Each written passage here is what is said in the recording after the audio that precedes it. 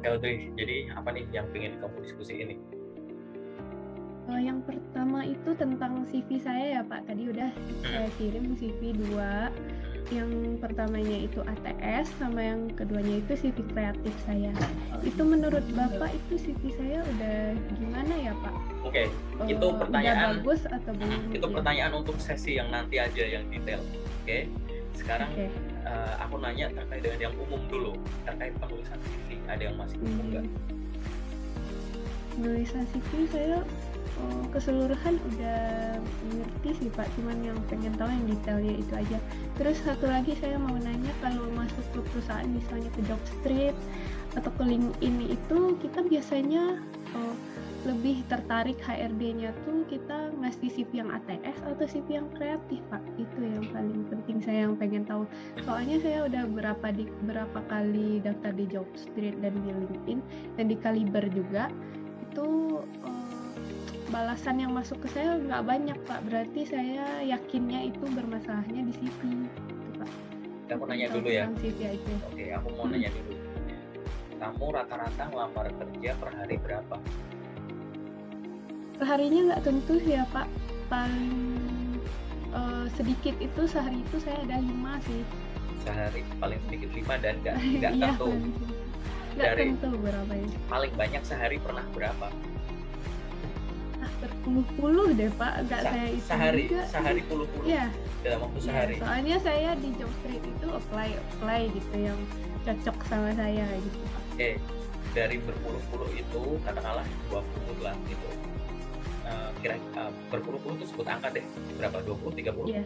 Oke, 20 ya 20 kan? lah, 20. Oke lah 20. Dari 20 itu yang dari Jobstreet kira-kira berapa?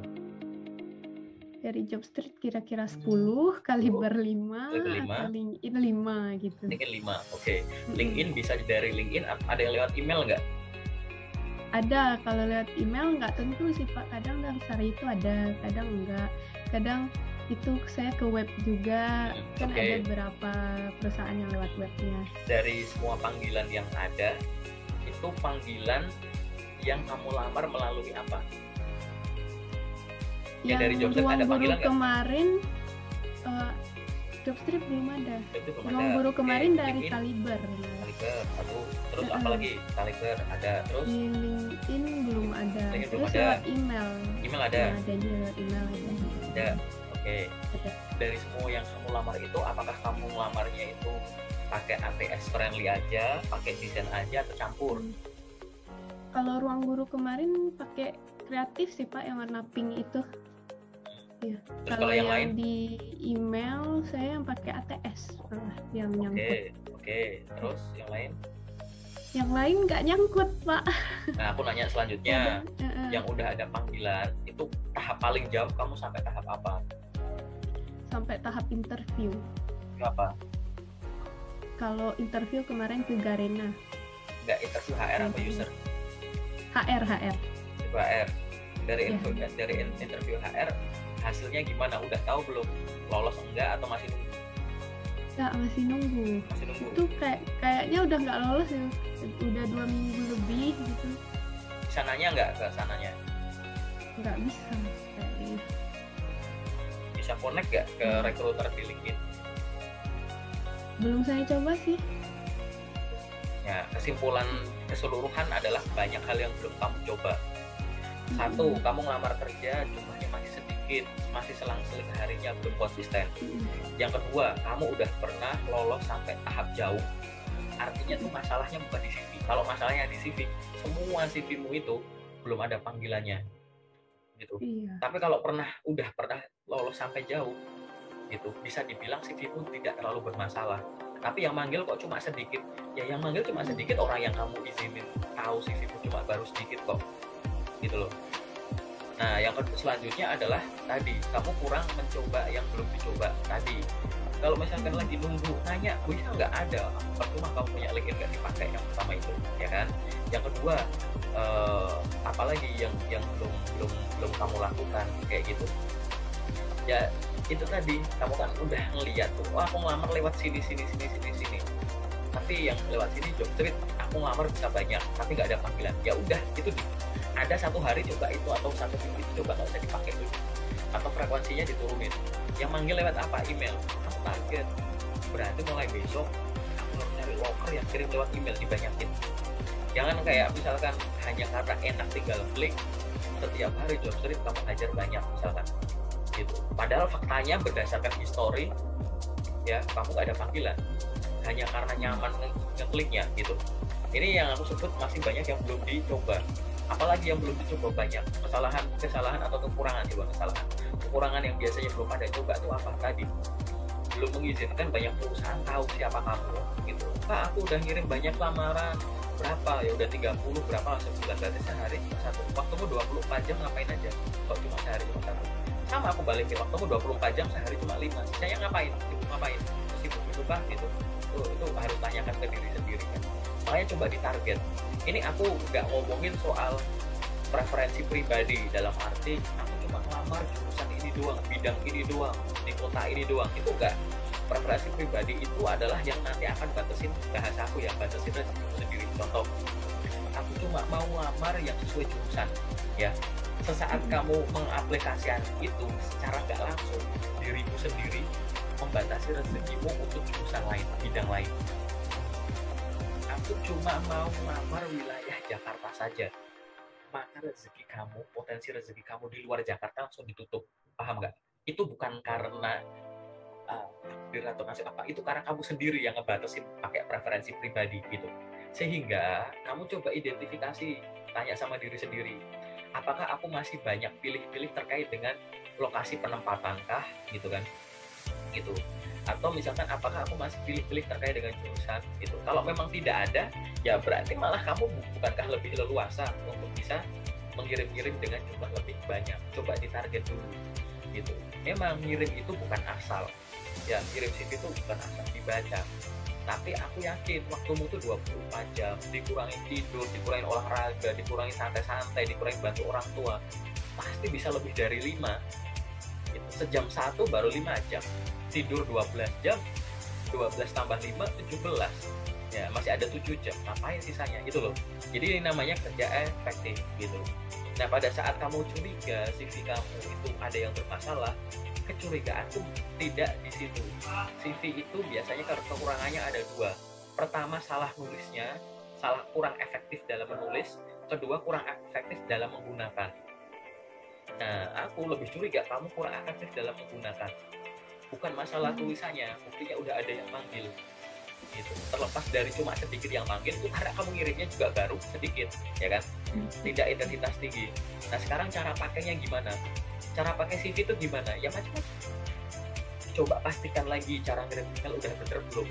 Artinya ada panggilan, tadi udah bener, tinggal naikin intensitas. Di Kaliber gimana cara pakai CV udah bener. Cek profil Kaliber udah ini belum gitu. Job street, coba cek akun job streetnya udah bener belum. Kirimnya udah banyak, kalau udah banyak, nyaranginnya udah bener, ya sudah, itu nggak usah kamu andalin gitu. Karena masing-masing orang beda. Aku bilang ATS friendly lebih bagus, buktinya orang lain yang nggak pernah bikin ATS banyak yang langsung kelima kerja gitu kan. Atau sebaliknya, bisa lebih bagus tapi banyak yang keterima lewat ATS gitu. Karena semua balik lagi ke masing-masing orangnya. Cek juga LinkedIn, jangan-jangan kamu LinkedIn sekedar punya aja, jangan-jangan temanmu masih sedikit gitu, jangan-jangan profilmu belum lengkap, jangan-jangan di CV, contoh di CV ada misal gini, di CV kamu punya pengalaman magang tapi nggak ditulis di LinkedIn.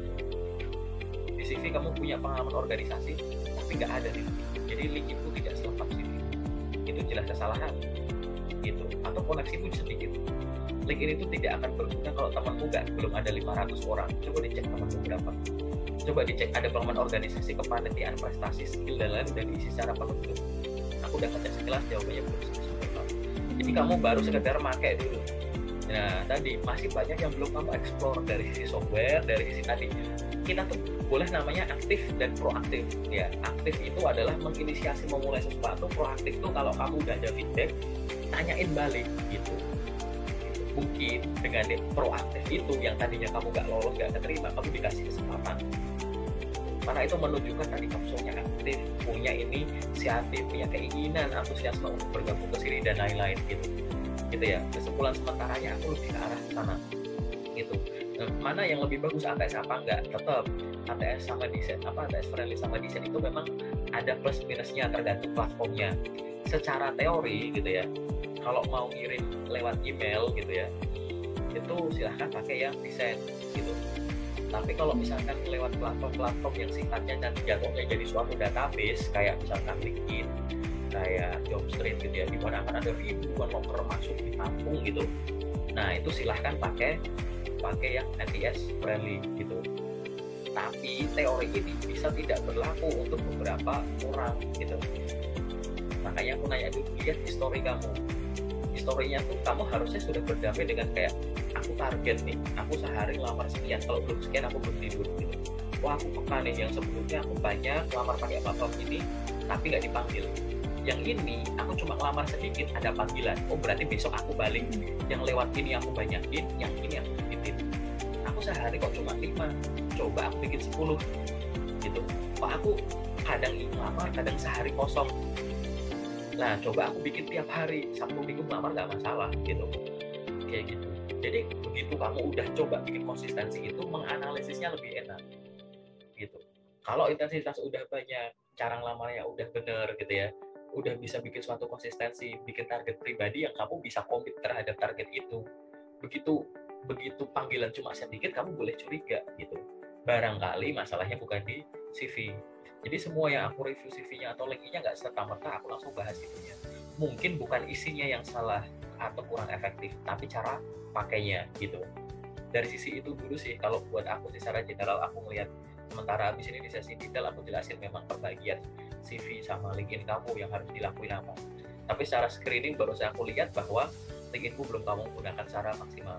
Dari pertanyaan kamu juga, jam kamu, waktu kamu, time management kamu belum kamu gunain secara maksimal gitu. Jadi belum bisa ditarik kesimpulan itu. Kalau aku mau bilang CV-nya jelek, itu ada panggilan. Barangkali interview kamu mungkin yang kurang meyakinkan. Cuman intensitas kamu belum bisa konsisten. Makanya tadi balik lagi, kamu memang namanya kerjaan itu mencocokkan antara kualifikasi diri dengan kualifikasi posisi yang sedang dibuka kan gitu. Tapi kan masing-masing orang ada preferensi. Aku mau kerja di seluruh Indonesia nggak masalah, mungkin kamu enggak gitu kan. Mungkin aku mau kerja di semua jurusan, mungkin kamu masih pengen kerja di bidang kamu gitu.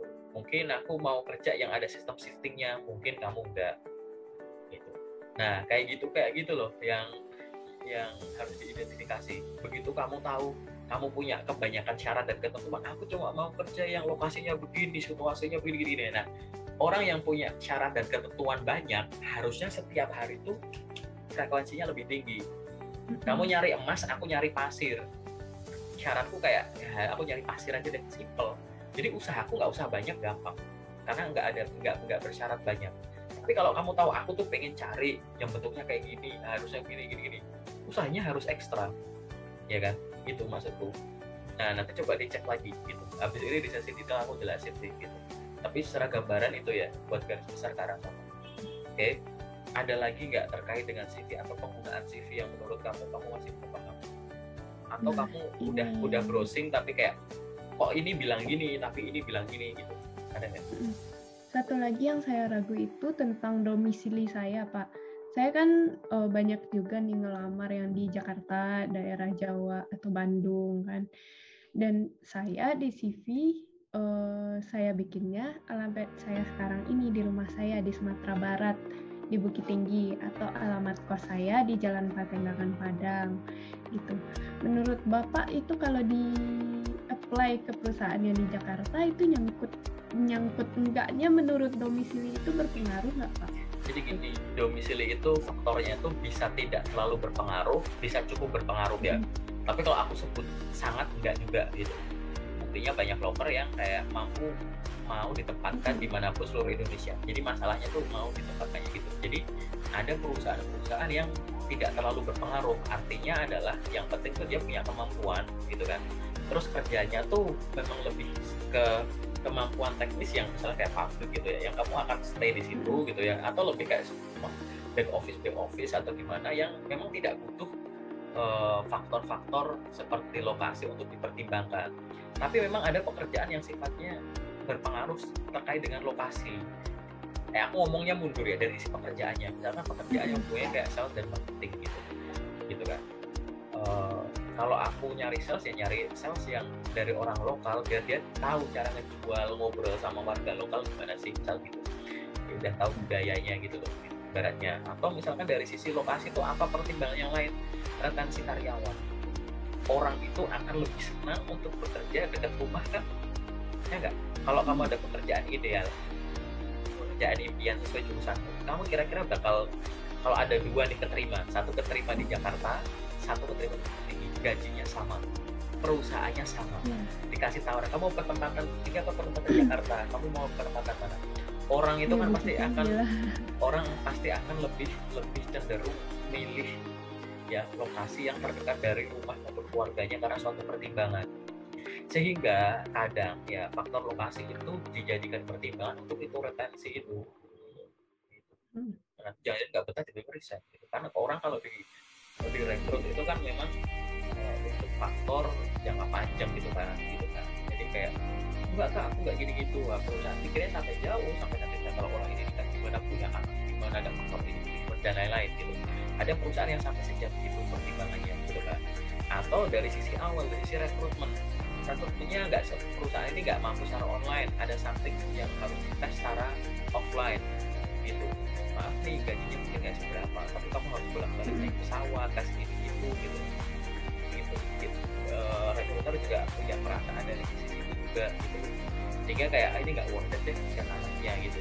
Jadi kadang juga nggak lolos bukan karena masalah kamu nggak kualifikasi, nggak selalu ada qualified gitu ya gitu. Tapi gara-garanya pertimbangan itu gitu. Tapi kalau misalkan apakah semua perusahaan itu ngaruh, enggak gitu. Cuma tadi kamu belum mengizinkan banyak perusahaan. Kalau kamu ingin jadi Jakarta, Jabodetabek, ya izinkan banyak perusahaan tahu siapa kamu. Cara tahunya gimana? Ya pakai dua cara. Pertama pakai CV yang kamu lamar, kedua dari sosmed kamu. Punya LinkedIn buat network, ya izinin HR untuk connect sama kamu. Apa susahnya sih connect sama HR? Kenalan gitu. Teman kamu tuh dibanyakin, koneksi sebagai friend itu bisa sampai 30.000. Nggak ada yang bilang dilarang add orang yang nggak dikenal, itu nggak ada gitu. Kenapa kok nggak dipakai? Kalau hanya sekedar punya, nah itu percuma. Ini sama seperti kalau lu di sini punya pengalaman kerja, tulis hanya sekedar pernah magang PT ini periode sekian sampai sekian, magang admin gitu, tapi nggak dijabarin tugas tanggung jawabmu apa, prestasimu apa. Ini contoh tulis CV ya, yang cuma menyebutkan pernah gitu. Padahal yang dijual itu bukan pernahnya, tapi selama di sana ngapain aja, bisa apa sekarang gitu. Itu ya gitu ya gitu. Jadi kalau dari jawaban simpelnya apakah ngaruh, ada yang tidak terlalu berpengaruh, ada yang cukup berpengaruh. Tapi apakah itu banyak dibandingin sama ini, nggak masalah. Buktinya apa? Kalau kita mau pakai logika, banyak nggak kira-kira orang di daerahmu yang tinggal di Jakarta sekarang gara-gara kerja di sini? Banyak. Iya itu loh. Banyak. Pede lah pakai itu. Gitu. Buktinya itu, ya kan? Bukankah ini adalah tempat berkumpul orang se-Indonesia? Artinya kan berarti ada kesempatan bekerja yang mengizinkan orang-orang daerah bekerja di sini kan? Nah, sekarang kemungkinannya dua, gitu. Mereka bakal nemuin kamu, apa kamu nemuin mereka? Lebih mana yang bisa kamu upayakan? Ya kamu nemuin mereka. Gitu. Lamarnya jadi lebih banyak, gitu. Pasti banyak. Kalau nggak tahu nama perusahaan banyak. Daftar perusahaan ini di Jakarta, kunjungi nama PT-nya, cari official sosmednya, cari LinkedIn-nya, gitu. Cari rekruternya, perkenalan, habis itu permohonan informasi, ada peluang pekerjaan yang sesuai dengan kualifikasi saya seperti ini. Dengan syarat profil LinkedIn harus lengkap tanpa perlu nge-share CV gitu. Nah, aku yakin kalau itu bisa dilakukan secara konsisten, nanti kejawab semua pertanyaan kamu. Faktor CV itu sangat berpengaruh enggak, CV itu bermasalah atau enggak gitu kan. Kayak gitu. Sama tadi faktor tempat. Aku selalu percaya bahwa faktor tempat itu bukan suatu faktor utama. Yang penting itu kemampuan kamu. Itu sih.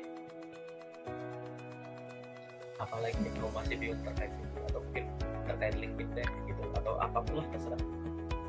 Ya, LinkedIn saya emang belum maksimal sih. Terus cara connect-nya ke HR itu kan kita misalnya mau mendekatkan diri gitu, itu nggak apa-apa di message aja atau gimana Pak? Connect aja. Kadang ada connect kan, mau message dan nggak bisa karena nggak message-nya harus itu dikunci. nggak harus connect langsung message. Connect dulu, kalau udah diterima baru kamu message, itu boleh. Siapa yang bilang connect harus sambil message? Nggak ada. Ada beberapa profil yang memang mengharuskan seperti itu. Jadi waktu connect, kamu harus mampu masukin alamat emailnya dia. Itu untuk verifikasi bahwa yang boleh connect ke aku adalah orang yang memang kenal aku, pernah berhubungan. Itu ada orang yang memang menjaga privasi sampai segitunya. Orang nggak bakal. Jadi begitu klik connect, muncul pop up isinya silahkan tuliskan alamat emailnya dia. Kalau nggak ada ya nggak bisa. Nggak ada yang connect langsung connect aja, nggak harus kirim email. Ada connect yang cuma connect doang bisa, itu nggak harus kamu kirim email. Ya udah connect aja dulu. Nanti kalau misalkan udah diterima, ya silahkan nyapalah, ngobrol lah gitu. Gitu caranya. Oke, ada lagi nggak yang ingin ditanyain? Yang sifatnya umum. Sih Pak, saya mau tahu tentang CV-nya. Oke, aku masuk ke sesi yang detail ya.